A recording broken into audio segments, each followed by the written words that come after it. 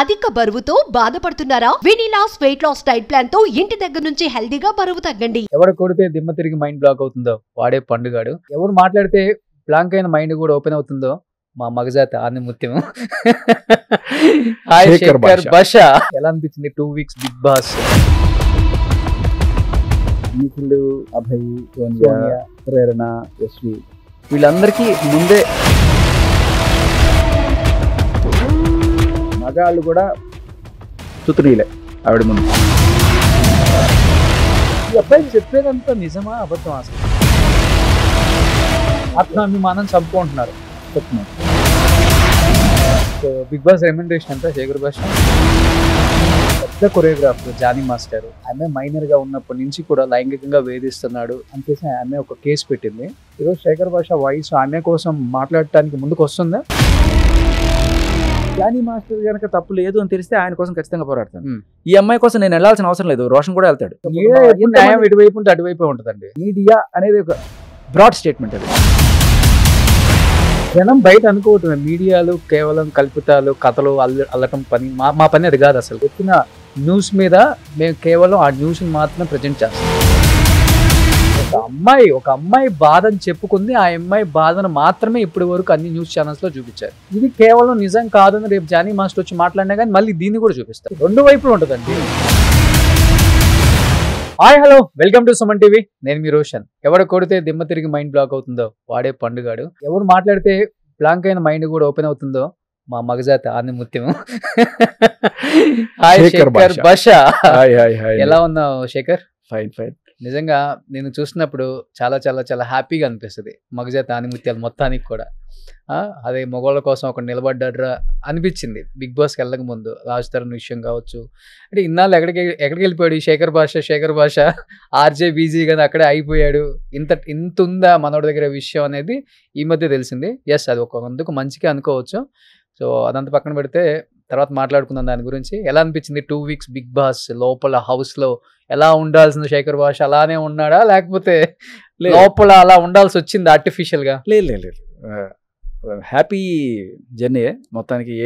అందరూ ఫ్రెండ్స్ గానే ఉన్నారు. ఏదో ఒకటి రెండు చిన్న చిన్న గొడవలు తప్ప ఓకే, అందరూ వెరీ ఫ్రెండ్లీగా ఉన్నారు.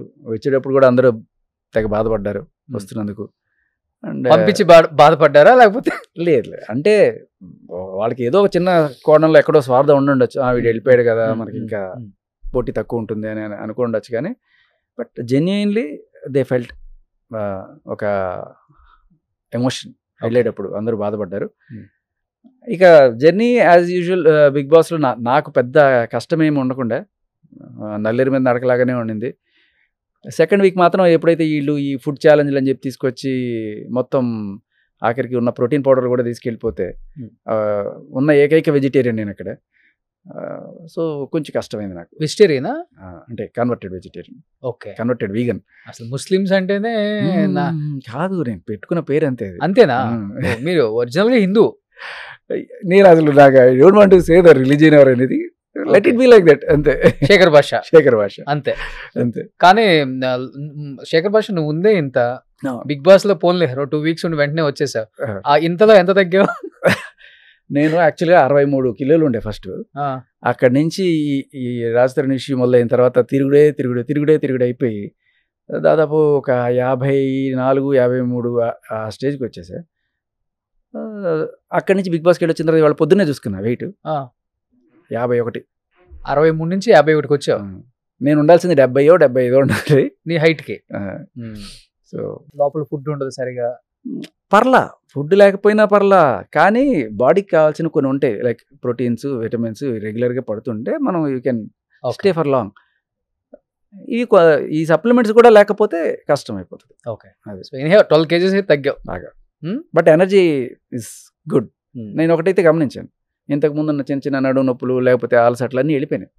సో ఐ సజెస్ట్ అందరూ కూడా వెయిట్ తగ్గండి, ఎనర్జెటిక్గా ఉండండి. ఓ సూపర్. సో అంటే ఇప్పుడు నీకేమో స్ట్రైట్ ఫార్వర్డ్ మాట్లాడటం ఇష్టం, ముందు మాట్లాడతావు, కొండ బద్దలు కొట్టినట్టు మాట్లాడతావు. కానీ బిగ్ బాస్ హౌస్లోనేమో అలా ఉండలేం. ఉంటేనేమో ఆడియన్స్కి ఒకలాగా అనిపిస్తుంది, హౌస్లో ఉన్న వాళ్ళకి ఒకలాగా అనిపిస్తుంది. ఇప్పుడు ఎట్లా అయిపోయిందంటే హౌస్లో బయటే మొత్తం మాట్లాడేసుకొని వచ్చి ఒక ఫ్యామిలీ లాగా అక్కడ ఉన్నారు. ఏదో కొంతమంది వచ్చిన వాళ్ళు ఉంటారు కదా, వాళ్ళు ఏదో ఆడియన్స్ లాగా వచ్చినట్టు అనిపించింది మాకైతే బిగ్ బాస్ చూస్తున్నప్పుడు. నాకు నీకు ఎలా అనిపించింది? అదే ఫీలింగ్ ఉండింది కొన్నాళ్ళు. బట్ అందరూ అలా లేరు. నిఖిల్, అభయ్, సోనియా, తర్వాత ప్రేరణ అండ్ యశ్వి, వీళ్ళందరికీ ముందే పరిచయాలు ఉన్నాయి. సరే, సోనియాకి లేట్గా పరిచయం అయినా కూడా she in to their gang for whatever reasons. మాకు అంటే ఏ పరిచయం లేకుండా కొత్తగా ఉండేవాళ్ళు నేను, నబీల్, ఆదిత్య, మేము ముగ్గురం.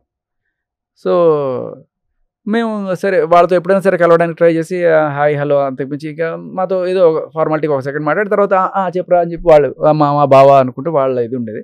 సరే, వాళ్ళు they are close from ages కాబట్టి అభయ్ అండ్ నిఖిల్. సో వాళ్ళకి ఆ ర్యాప్ ఉంటుంది, దాన్ని చూసి మనం కుళ్ళుకోవడానికి లేకపోతే ఇంకోటి కూడా ఉండదు. బట్ అంటే ఆల్రెడీ సెలక్షన్స్ చేసేటప్పుడే ఇట్లా ఒక తెలిసిన గ్యాంగ్లో అలాగే తెలియని కొంతమంది, మేబీ ఇది కూడా ఒక ఫార్మాట్ ఏమో. బట్ ఇండస్ట్రీలో ఎన్ని ఇయర్స్ నుంచి నీకు వాళ్ళంతా ఎవరు తెలియదా? ఆ టీం అంతా ఒకళ్ళు తెలుసు నాకు. అక్కడ నేను పర్సనల్గా ర్యాప్ ఉన్నది అంటే దూరం నుంచి వీళ్ళు అని చెప్పి తెలుసు, కానీ ముఖపరిచయం ఉంది ఒక్క బేబక్కతోటే. ఓకే. ఆదిత్య ఓం కూడా ఓన్లీ సినిమా ద్వారా చూసి లాహిర్లో చూడడం తప్ప ఇంకా బయట ఎక్కడ నాకు అతనితో పరిచయం లేదు. అండ్ నబీల్ని కూడా నేను ఎక్కువ చూడలేదు. తను ఏదో యూట్యూబ్ బట్ అది కూడా ఏదో హిందీ ఛానల్ చేశాడు. ఓన్లీ బేబక్క, ఇంకెవ్వరు నాకు తెలియదు. బేబక్ వచ్చాక మరి ఇంకా బాగా డల్ అయ్యావు అనుకుంటా సెకండ్ వీక్ వచ్చేసిన తర్వాత. అలా ఏం లేదు. బేబక్క ఉన్నంత మాత్రాన బేబక్కతోనే ఉన్నానని కూడా కాదు. సో బేబక్కతో మంచిగా ఉండే, తర్వాత నబీలు, ఆదిత్య వీళ్ళందరూ కూడా మంచి ఫ్రెండ్లీగానే ఉండే, యశ్వి కూడా ఫ్రెండ్లీగానే ఉంటుంది, ప్రేరణ కూడా మంచి ఫ్రెండ్లీగా ఉండే. ప్రేరణతో యాక్చువల్లీ ఎక్కువ మాట్లాడుతుండే నేను, ఎందుకంటే యశ్వి తొందరగా పడుకునేస్తుంది రాత్రి. నేను ఈ బెడ్ అయితే ప్రేరణ ఆపోజిట్ బెడ్ ఉంటుంది. సో ఇంకేదో కబుర్లు చెప్తా ఉంటుంది. సో వైఫ్ ప్రెగ్నెన్సీ కదా ఏంటి, నేను కూడా నెక్స్ట్ మేబీ 1 or 2 yearsలో అనుకుంటున్నాను, ఎలా ఉంటుంది, సిజేరియన్ అయితే బెటరా, నార్మల్ అయితే బెటరా, ఇవన్నీ కూడా రాత్రులు ఒక 1.5 hour డిస్కషన్ ఉండేది తనతోటి. సో అలా తను వాళ్ళ ఊరు ఎక్కడ ఏంటి ఇలా మా మధ్య ఎక్కువ కొంచెం ర్యాప్ ఉండింది. సో వాళ్ళు వేరే వీళ్ళందరూ తెలిసినా కూడా కొంతమంది మాత్రం అలా ఒక చట్టంలో ఒక బబుల్లో ఉన్నారు.